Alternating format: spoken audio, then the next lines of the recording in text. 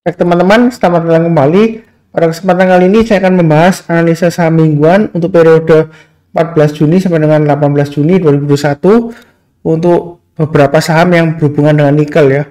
Jadi saya bahas 6 saham, walaupun nggak semuanya tentang nikel ya, tapi ada beberapa yang berhubungan dengan komoditas nikel, yaitu Antam, Tins, Inco, MDKA, Crush, dan nikel ya. Mungkin sebelum saya bahas ke sahamnya, saya perlihatkan dulu grafik komoditas nikelnya ya. Jadi kita kembali ke grafik komoditasnya. Sebentar. Oke, kalau kita lihat, kita bisa lihat grafiknya di investing.com ya. Jadi kalau di investing.com kita bisa ketikkan kodenya nikel ya. Nah, kemudian di sini kita lihat di daily chartnya ya.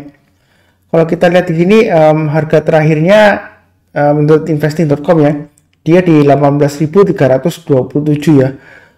Dan kalau kita lihat di sini dia trennya ini ya, sejak sebelumnya dia sideways lama, kemudian naik, terkoreksi, kemudian dia naik lagi, kemudian terkoreksi, kemudian dia rebound.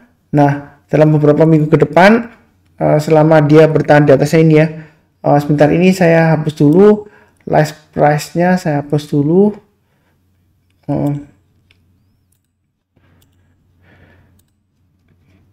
Jadi price line itu last price-nya ya. Terus ini skalanya saya rubah menjadi log scale. Jadi kalau saya gambarkan di sini ya analisanya untuk komoditasnya ya. Kalau kita lihat dia setelah sideways ini ya supportnya.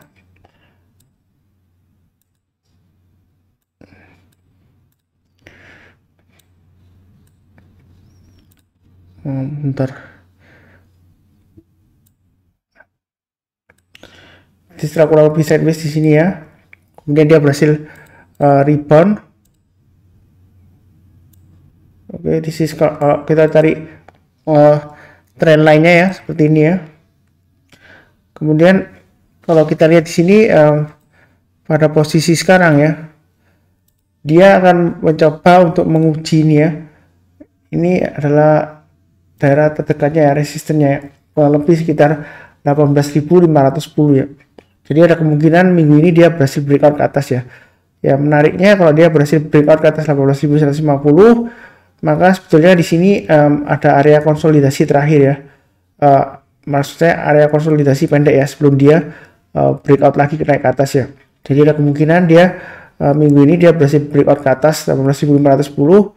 Kemudian mungkin konsolidasi ya beberapa hari sebelum dia naik lagi rebound ke atas ya. Jadi kalau dia rebound lagi karena naik ke atas, atau kemungkinan dia berhasil breakout naik ke atas 20.000 ya untuk kali ini ya. Jadi untuk harga nikelnya ini sebenarnya komoditasnya masih bisa naik lebih tinggi lagi ya.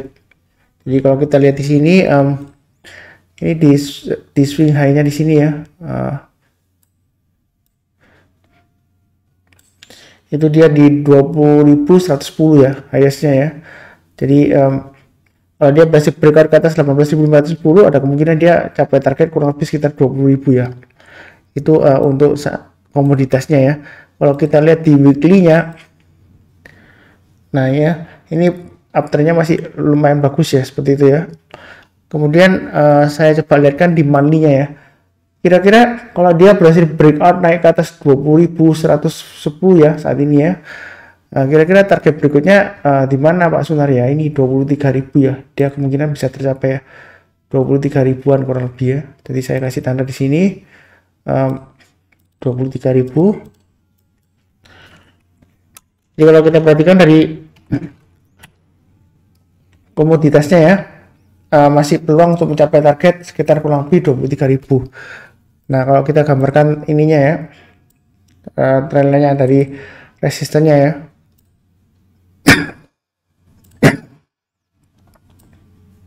Sebenarnya primary trend line-nya untuk komoditasnya sendiri ya, itu sebenarnya dia masih cukup bagus uptrend-nya ya seperti itu ya.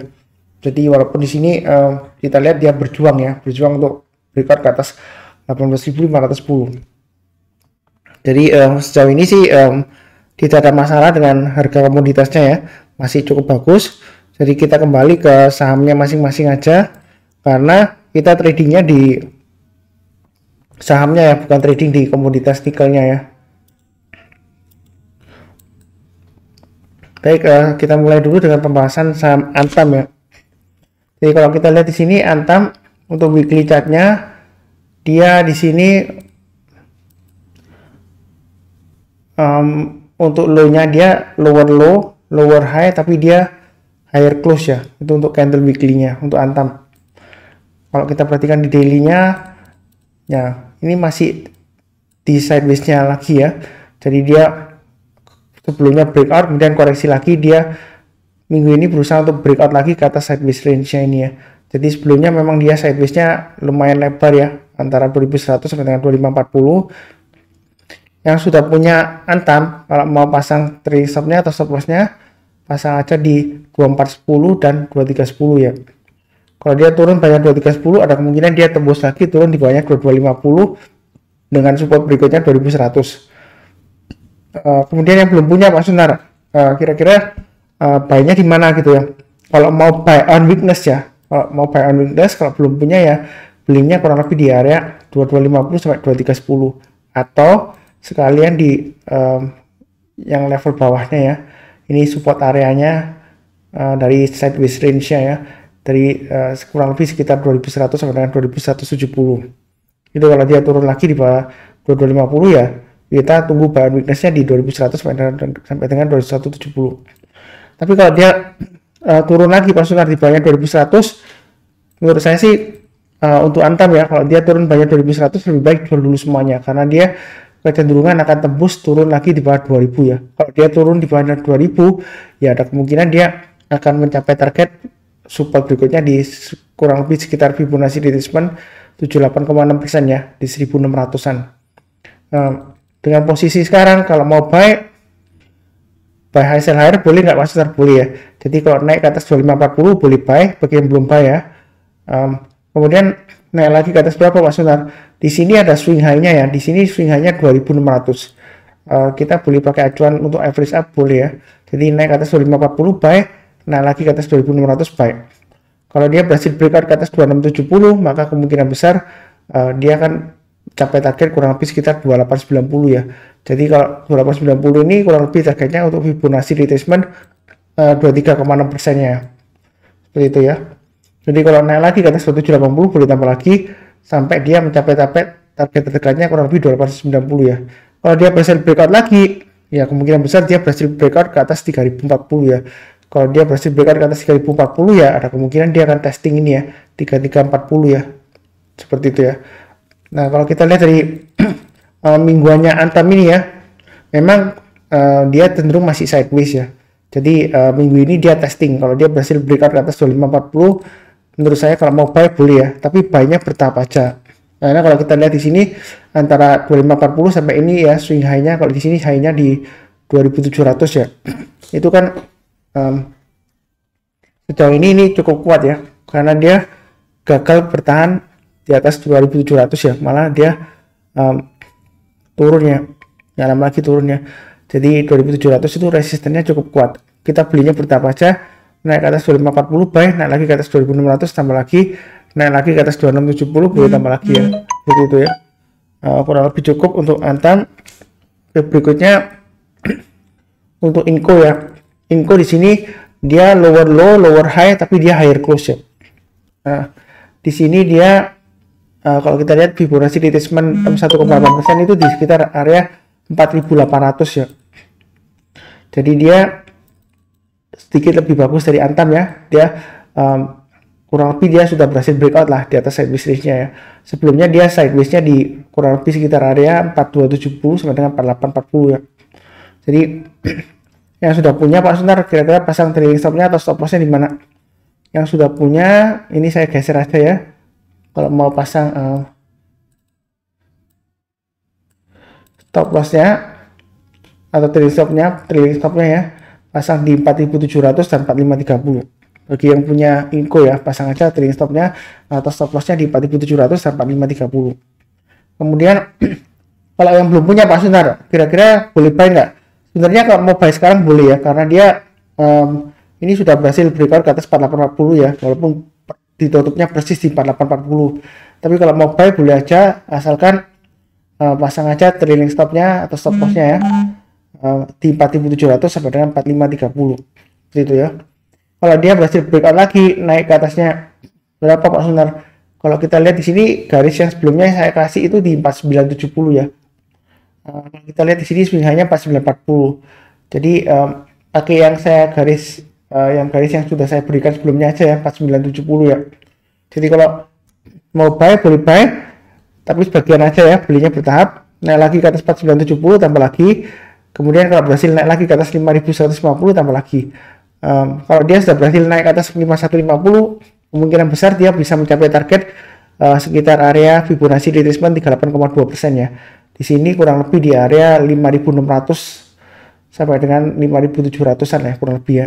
Ini di sini swing high-nya yang harus dia tembus setelah 5600 ya. Jadi belinya bertahap aja.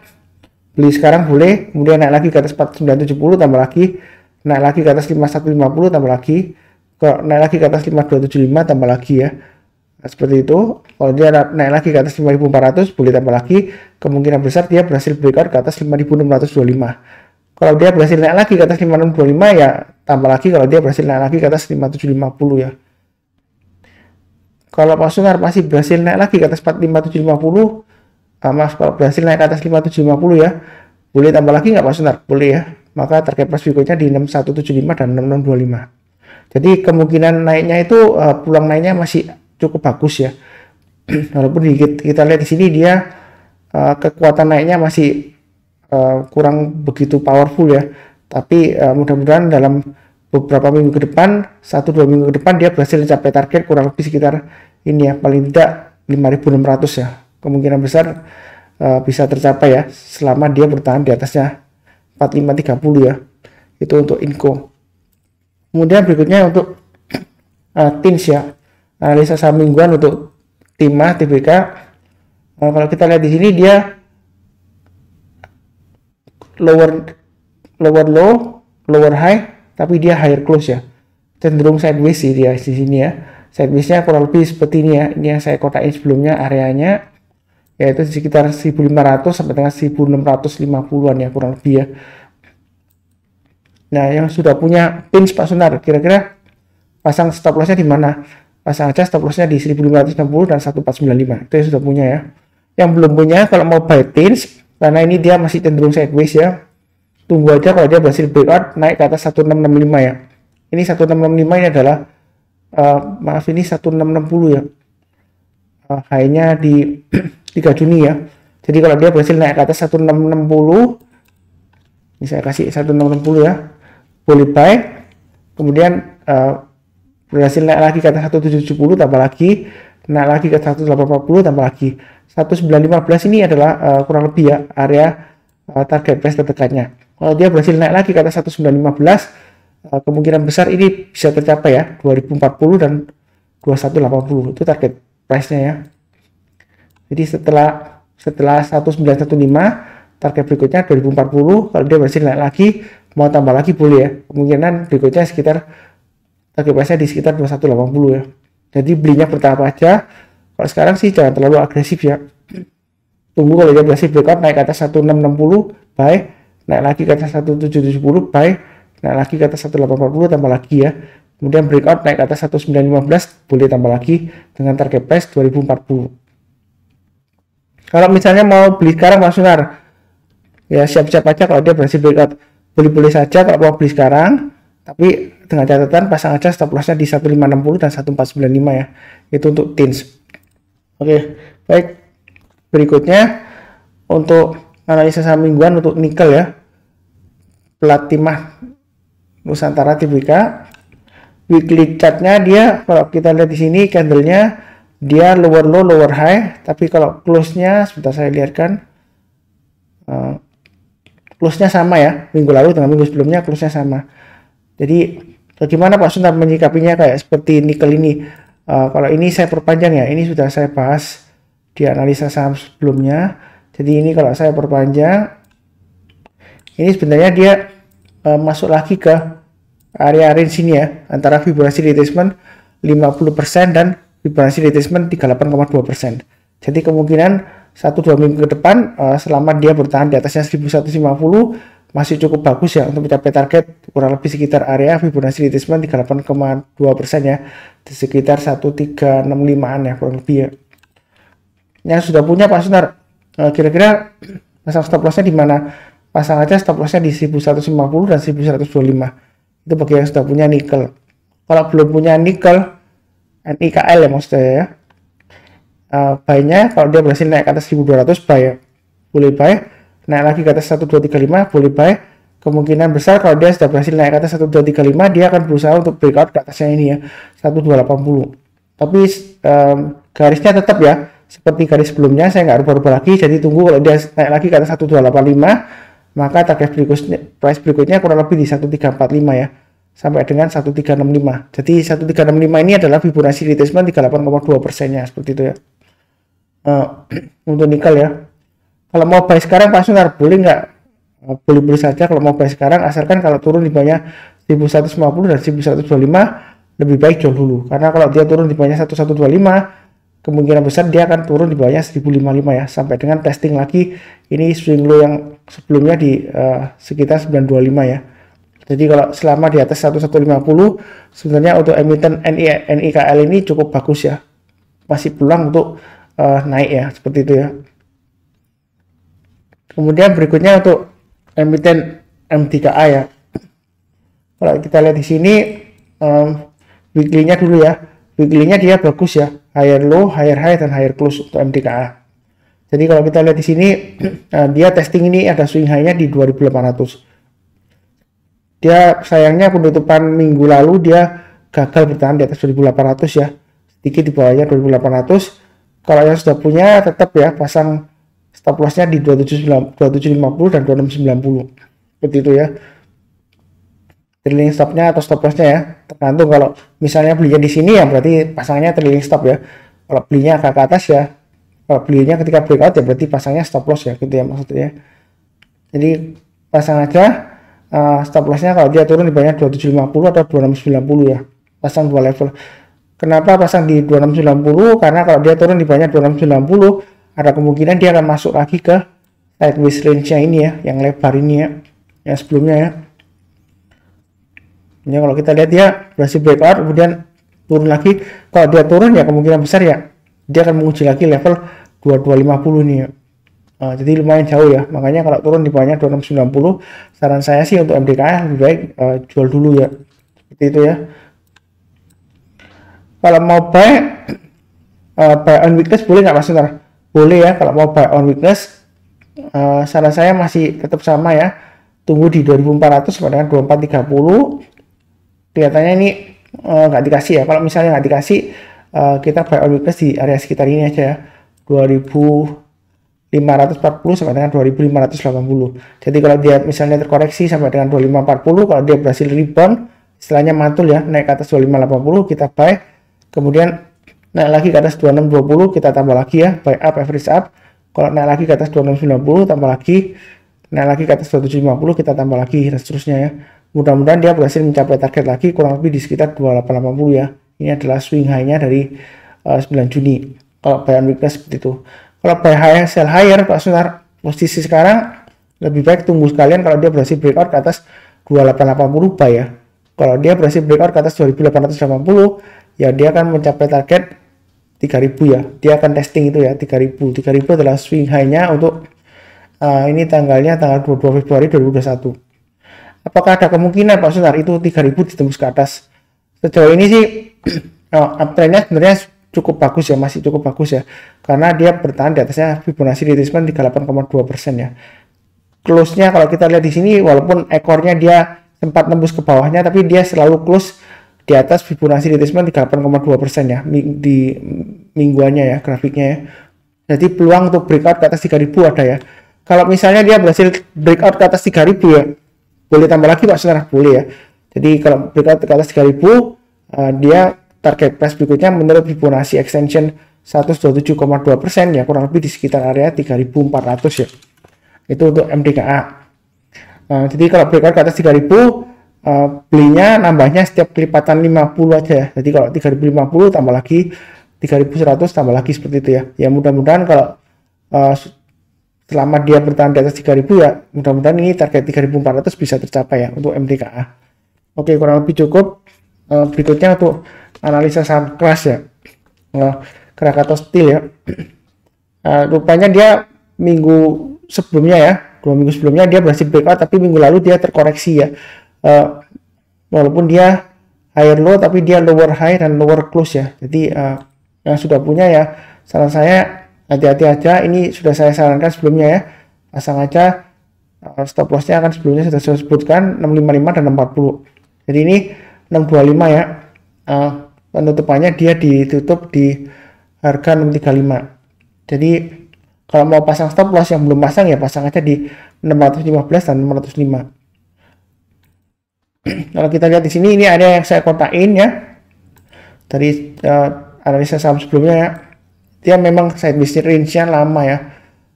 Kalau kita lihat sideways-nya lama, kurang lebih di area 585 sampai 680.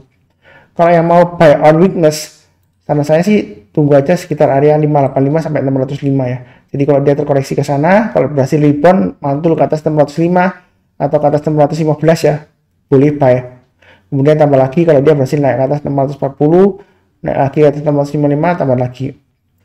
Yang mau buy high sell higher, tunggu aja kalau dia berhasil naik lagi ke atas 655 ya. Gitu ya.